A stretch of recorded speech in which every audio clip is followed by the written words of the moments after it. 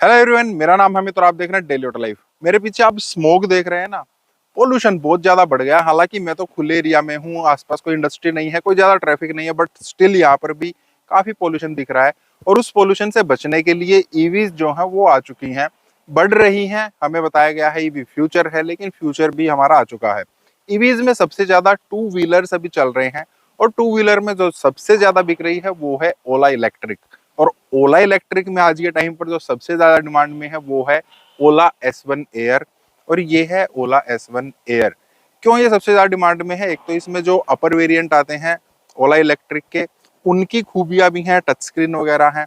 और जो lower variant आते हैं जहाँ पर हम थोड़ा अपना पैसा बचा सकते हैं, जैसे अलॉय व्हील्स वगैरह नहीं है, डिस्क ब्रेक वगैरह नहीं है, तो वो चीजें भी इसमें दी गई हैं। तो एक बैलेंस रखने का एक बढ़िया प्रयास किया गया है ओला की तरफ से। लेकिन हम जानेंगे, मुझे इसके यूज करते हुए 40 से 50 दिन हो गए हैं, लगभग 1000 किलोमीटर मैंने इसको चला लिया है।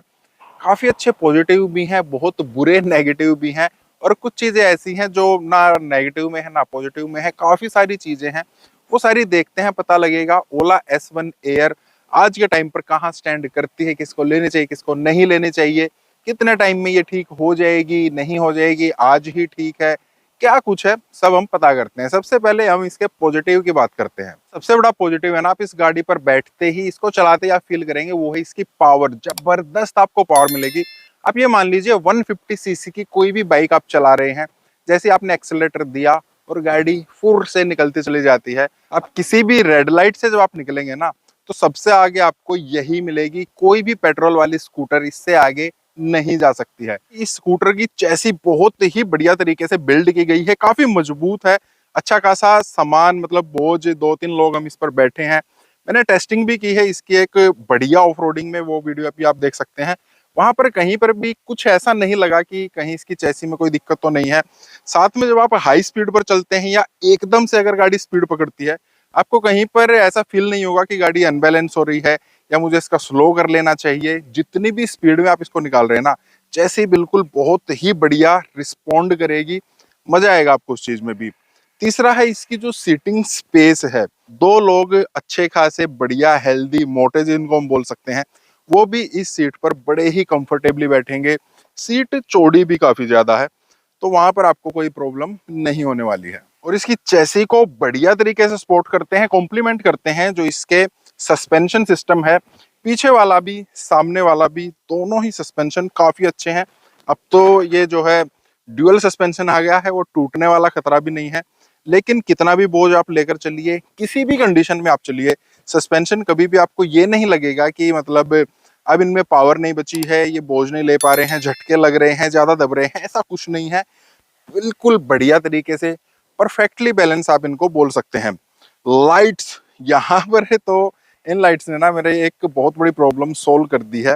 वो क्या है, एक तो देखने में काफी बढ़िया है। हालांकि जो ये DRLs दिख रहे हैं ना, ये DRL नहीं है, सिर्फ दिखाने के लिए है, नहीं जलते हैं, कुछ नहीं है। एक इसमें लो बीम है, हाई बीम है। लो बीम हमेशा जलती रहेगी जब भी आप स्कूटर स्टार्ट करते हैं, हाई बीम आप ऑन ऑफ कर सकते हैं। तो होता क्या है, व्हाइट लाइट है, LED है। सामने से रात के टाइम पर अगर कोई आ रहा है, उसने हाई बीम ऑन कर रखी है, तो एक बार आप इसकी हाई बीम ऑन कर दीजिए, उसकी आंखों में ऐसी लाइट जाती है ना, वो अपने आप ही लो बीम पर आ जाता है। ये चीज हालांकि मैं कभी नहीं चलाता हूँ हाई बीम पर, मैं आपको बोलता भी नहीं, लेकिन अगर कोई ना ही माने तो हाई बीम कीजिए, उसकी आंखों पर लगेगी और वो अपने आप ही लो बीम कर लेता है। एक चीज जो बड़ी बॉदर कर रही थी मुझे लेने से पहले ही, बहुत सारे लोगों के मैंने रिव्यूज भी देखे थे कि इसमें ना ग्रिल तो 2 दे रखे हैं स्पीकर के लिए, एक ये है, एक ये है, लेकिन स्पीकर इसमें यही है, ये वाला ही वर्क करता है। तो इसमें कितनी साउंड होगी? हालांकि मुझे स्कूटर चलाते हुए कभी गाना वगैरह कुछ नहीं सुनना होता है, बट स्टिल अगर बाई चांस फोन आ जाता है, उसके बाद सुनेगी नहीं सुनेगी। इंडिकेटर की जो आवाज है, साउंड है, वो भी इसी में से आती है। मतलब इनफ है कि नहीं है? और अगर आप गाना सुनने के शौकीन हैं भी, तो देखिए, अगर 2 स्पीकर हैं, 3 स्पीकर, आपको वो वूफर वाली आवाज तो नहीं आएगी, वो क्वालिटी तो नहीं मिल पाएगी। बट यस, एक स्पीकर है, मोर देन इनफ है, अच्छा काम करता है। स्पीकर की तरफ से भी मुझे कोई दिक्कत नहीं है, ये भी मेरे लिए एक पॉजिटिव ही आप मान सकते हैं। पेंट क्वालिटी सरप्राइजिंगली, ये चीज बहुत बढ़िया ओला ने पता नहीं कैसे करके दे दी है। पेंट क्वालिटी काफी जबरदस्त आपको लगेगी। 1 महीना, मतलब 1.5 महीना लगभग हो चुका है इसमें, अब भी आराम से चमक रहा हूँ। मुझे लग नहीं रहा था कि जिस तरीके से कुछ नेगेटिव जब हम बात करेंगे ना, कि उनके होते हुए ओला इस टाइप की पेंट क्वालिटी जो है दे देगी, मजा आ गया। मुझे लग रहा है काफी टाइम तक ये पेंट इस पर रुकने वाला है। तो हमारे पॉजिटिव ओला S1 एयर में यही थे। अब हम चलते हैं कुछ ऐसी चीजों की तरफ जो ना पॉजिटिव है ना नेगेटिव है, ओके ओके है, वो देखते हैं क्या है। देखिए, एक इलेक्ट्रिक स्कूटर में जो सबसे ज्यादा एंग्जाइटी रहती है ना, वो यही रहती है रेंज कितनी होगी।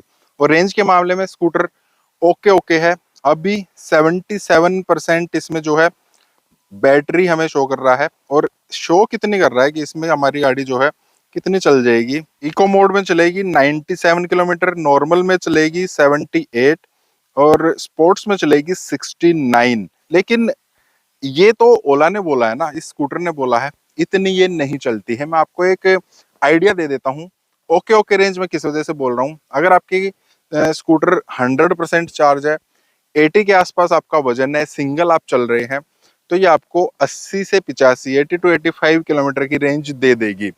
जहां तक मैंने कैलकुलेट किया ना, नॉर्मल मोड में हर 10% में जाने में ये 8 किलोमीटर चल जाती है सिंगल राइड पे। अगर आप दो लोग बैठे हैं, मतलब लगभग 130 140 के आसपास हैं, उससे थोड़ा ऊपर हैं, तो ये 10% में 6.5 से 7 किलोमीटर के आसपास चलती है। तब और भी ज़्यादा इसकी रेंज जो है डाउन हो जाएगी। और 15% जब बैटरी रह जाती है तो ये इको मोड में आ जाती है।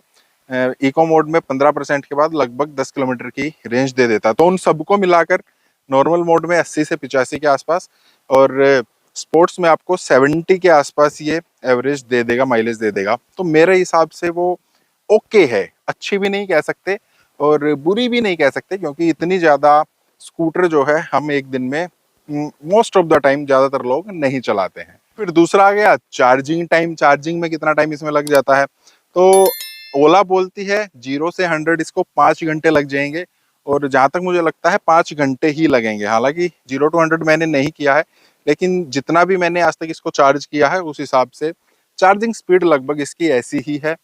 750 वाट का चार्जर बताते हैं, लेकिन वो 600 वाट से ज़्यादा कभी बिजली लेता ही नहीं है।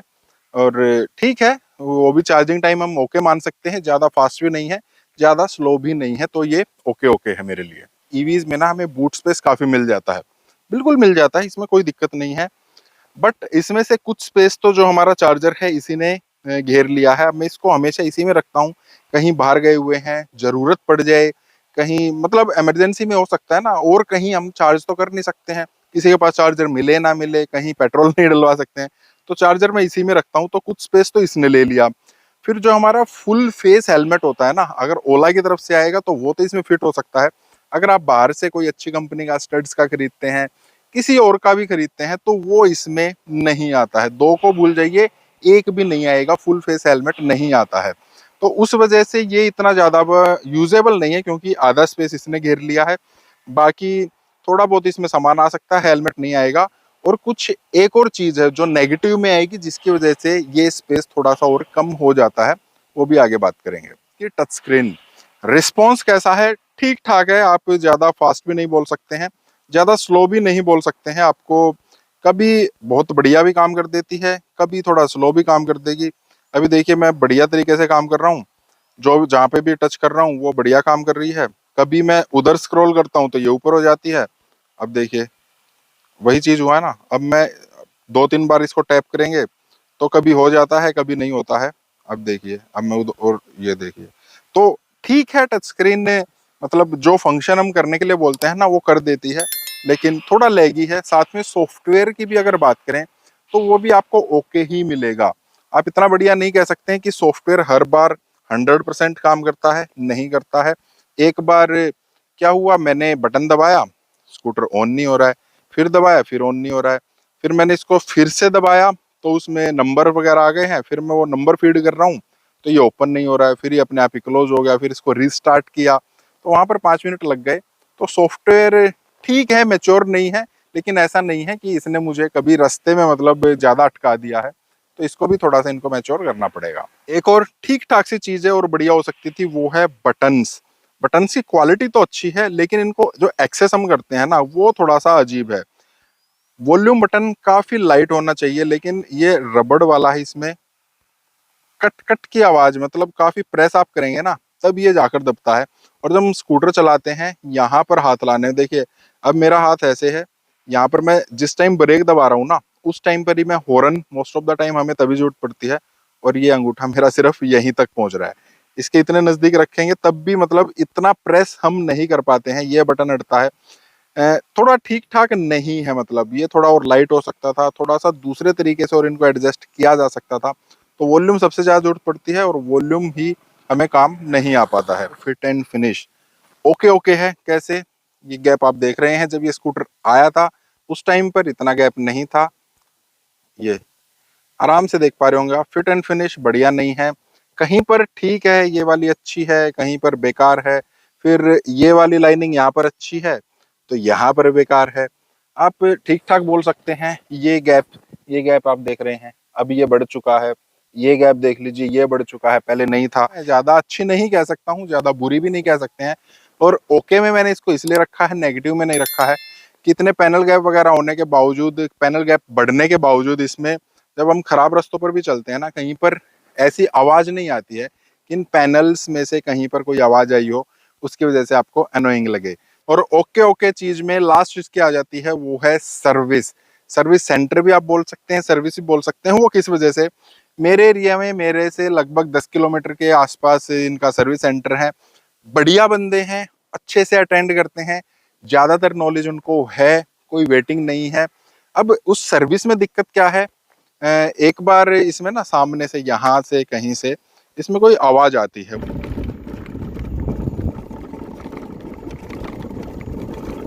वो आवाज आज भी है, पहले दिन भी थी।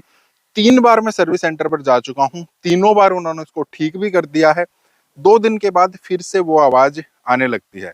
तो ठीक ठाक ओके ओके इसलिए कि उनको पता है आवाज कहाँ से आ रही है, वो ठीक कर दे रहे हैं।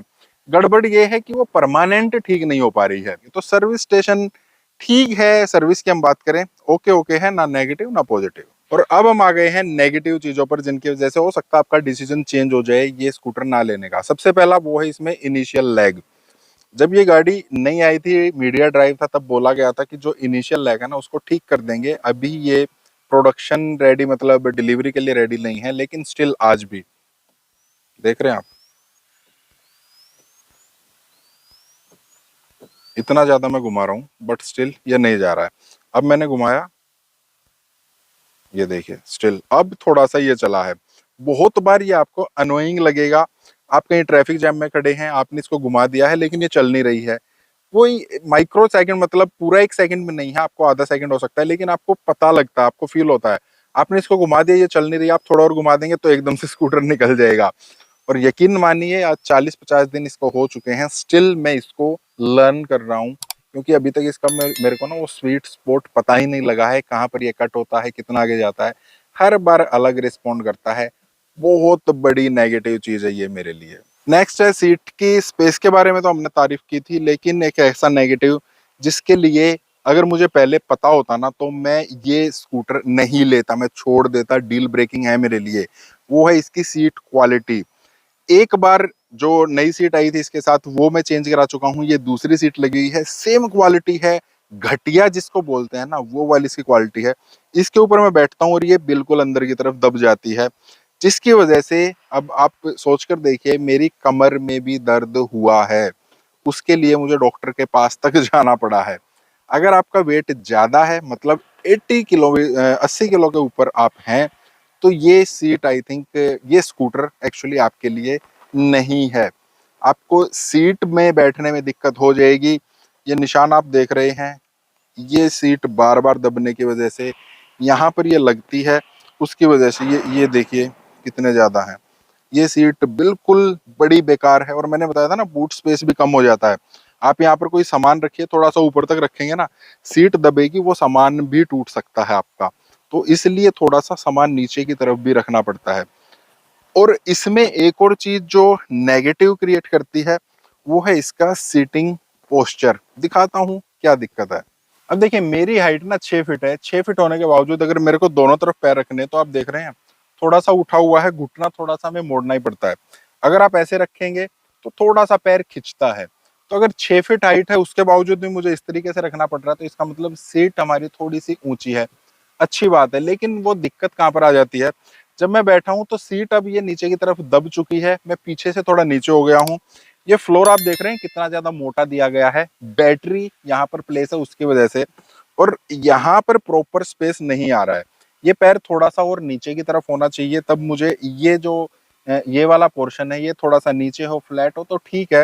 लेकिन अब मेरा घुटना थोड़ा सा ऊपर उठा हुआ है, सीट थोड़ी नीचे दब जा रही है, जिस वजह से कमर पर ज्यादा प्रेशर आता है, कंफर्टेबल हम नहीं बैठ सकते हैं। तो सीट और सीटिंग पोजीशन मेरे लिए बिग लेट डाउन है। मुझे पहले ये चीज पता होती तो मैं ये स्कूटर छोड़ देता, कभी ना लेता। एक और नेगेटिव मैंने बताया, इसकी चेसी काफी अच्छी है, सस्पेंशन काफी अच्छे हैं, स्पीड काफी अच्छी है। उन सबको मीट करने के लिए, इकट्ठा करने के लिए बढ़िया ब्रेकिंग होनी बहुत जरूरी है, और वहीं पर ये स्कूटर काफी बेकार है। 90 से ऊपर जब आपकी बैटरी होती है ना, 90% से 100 के बीच में बैटरी होती है, तो इसमें रीजनरेशन काम नहीं करता। उस टाइम पर आप इस स्कूटर को चलाइए, बढ़िया भागता है। जब आप स्लो करेंगे ना तो रीजनरेशन की वजह से ये स्लो नहीं होता है, मतलब रीजन इसमें किक इन नहीं होता है। उस टाइम पर आप ब्रेकिंग कीजिए, आपको बिल्कुल कॉन्फिडेंस नहीं आएगा। इवन मैं तो डरता हूँ, 90 से 100 के बीच में मैं हाई स्पीड चलाता ही नहीं हूँ। अचानक से ब्रेकिंग करनी पड़ गई तो नहीं, बड़ी ही बेकार है, आवाज आती है, बढ़िया बाइट नहीं है। मूव ओएस 4 नया सॉफ्टवेयर आएगा, उसमें रीजन हम बंद कर सकते हैं, उस टाइम पर ब्रेकिंग बहुत ज्यादा डेंजरस हो जाएगी इसकी। मेरे हिसाब से अगर आपका वजन 80 किलो से ज्यादा है तो आप इसको अवॉइड कर दीजिए, सीटिंग में आपको मजा नहीं आएगा। अगर आप 5.5 फुट से उससे थोड़ा सा नीचे हैं तो सीटिंग में आपको तब बढ़िया मजा आने वाला है, आप बैठ सकते हैं। 6 फीट के आसपास भी हैं तो भी आप एक बार ना चला कर देखिए कि आपको दिक्कत तो नहीं हो रही है, क्योंकि मुझे इसकी सीटिंग में भी थोड़ी सी दिक्कत लगी है। पावर के लिए अगर आप चाहते हैं तो बहुत बढ़िया है। अगर आप चाहते हैं आपको एक ऐसा स्कूटर मिले जिसमें कोई भी दिक्कत ना हो, थोड़ी बहुत भी दिक्कत ना हो, तो ये स्कूटर आपके लिए नहीं बना है। आप एक ईवी टेस्ट करना चाहते हैं, ट्राई करना चाहते हैं, थोड़ा बहुत रन है आपका, 10-12 किलोमीटर आपको डेली चलना होता है, चुटपुट कामों के लिए कोई दिक्कत नहीं है, आप ये स्कूटर ले सकते हैं। पावर के लिए आपको लेना है, आप ये स्कूटर तब भी ले सकते हैं। बाकी अगर आप कुछ पूछना चाहते हैं आप पूछ सकते हैं। इस टाइप की और वीडियोस के लिए आपको इस वीडियो को लाइक करना, चैनल को सब्सक्राइब करना। मिलता है नेक्स्ट वीडियो में। Thank you, bye bye.